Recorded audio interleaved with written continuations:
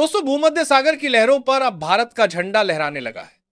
तुर्की और नाटो ने मिलकर भारत के खिलाफ जो साजिश रची थी, वो अब उन्हीं के गले का फंदा बन चुकी है।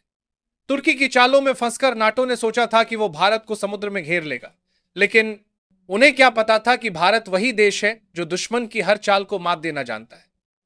तुर्की की बहकावे में आकर जब नाटो ने भारत के युद्धपोतों की भूमध्य सागर में घेराबंदी की, तो उन्हें लगा कि भारत झुकेगा, मगर इतिहास गवाह है, भारत कभी झुकता नहीं। वो तब तक लड़ता है जब तक दुश्मन घुटने ना टेकते।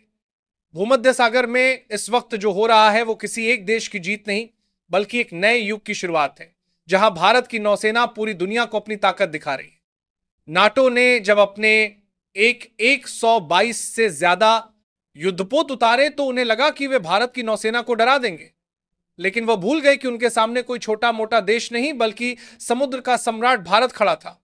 भारतीय नौसेना ने जिस सटीकता से जवाब दिया, उसने नाटो के होश उड़ा दिए। भारत ने सीधे उन ठिकानों को निशाना बनाया जो नाटो की सबसे बड़ी ताकत माने जाते थे। दुश्मन को यह बिल्कुल अंदाजा नहीं था कि भारतीय नौसेना इतनी तेजी से भूमध्य सागर में प्रवेश कर जाएगी। जैसे ही आईएएस विक्रांत ने एंट्री मारी, पूरा सागर भारत की शक्ति से गूंज उठा। आईएएस विक्रांत सिर्फ एक युद्धपोत नहीं, बल्कि चलता फिरता आकाशीय किला है। इसके अंदर वो तकनीकें छिपी हैं जिन्हें देखकर रूस और अमेरिका जैसे देश भी हैरान रह जाते हैं। यह सिर्फ एक जहाज नहीं, बल्कि भारत की गर्जना है। इसने नाटो के तीन युद्धपोतों पर कब्जा जमा लिया, वो भी बिना ज्यादा समय गंवाए। भारत का आईएएस विक्रांत और आईएएस विक्रमादित्य आज सिर्फ नौसेना की शान नहीं, बल्कि भारत की कूटनीतिक ताकत का प्रतीक बन चुके हैं। दुनिया जानती है कि जब ये दोनों समुद्र में उतरते हैं तो हवा तक दिशा बदल लेती है। ये सिर्फ पानी में तैरने वाले जहाज नहीं, बल्कि उड़ने वाले योद्धा हैं जो एक साथ ब्रह्मोस मिसाइलें दाग सकते हैं, कई लक्ष्यों को एक झटके में खत्म कर सकते हैं। यही कारण है कि दुनिया के सुपर पावर भी अब भारत की नौसेना को हल्के में लेने की हिम्मत नहीं करते। लेकिन दोस्तों, असली खेल तब शुरू हुआ जब भारत ने इन युद्धपोतों में AS-4 सिस्टम तैनात कर दिया। यह वही प्रणाली है जो किसी भी विमान या मिसाइल को हजारों किलोमीटर दूर से मार गिरा सकती है।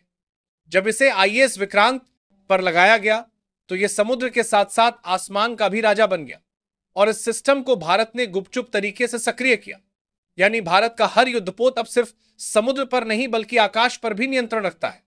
यही वजह है कि नाटो अब डर गया है। भूमध्य सागर में भारत की यह चाल इतनी जबरदस्त थी कि तुर्की पूरी तरह फंस गया।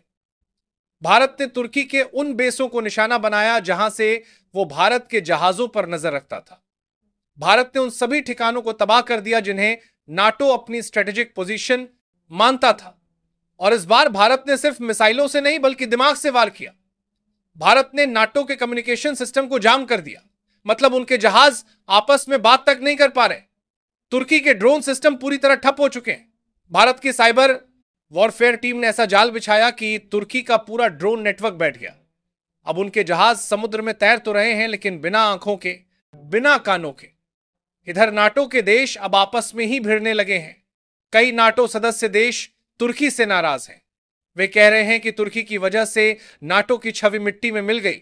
तुर्की के नेता अब अपने ही सहयोगियों से सवालों के घेरे में है, और जब भारत ने इस पूरे मामले को संयुक्त राष्ट्र उन्न उठाया, तो तुर्की शर्म से सिर झुका नहीं पाया। भारत के विदेश मंत्री एस जयशंकर ने जब यूएन में पूरी पोल खोली, तो नाटो देशों के प्रतिनिधि तक खिसकने लगे।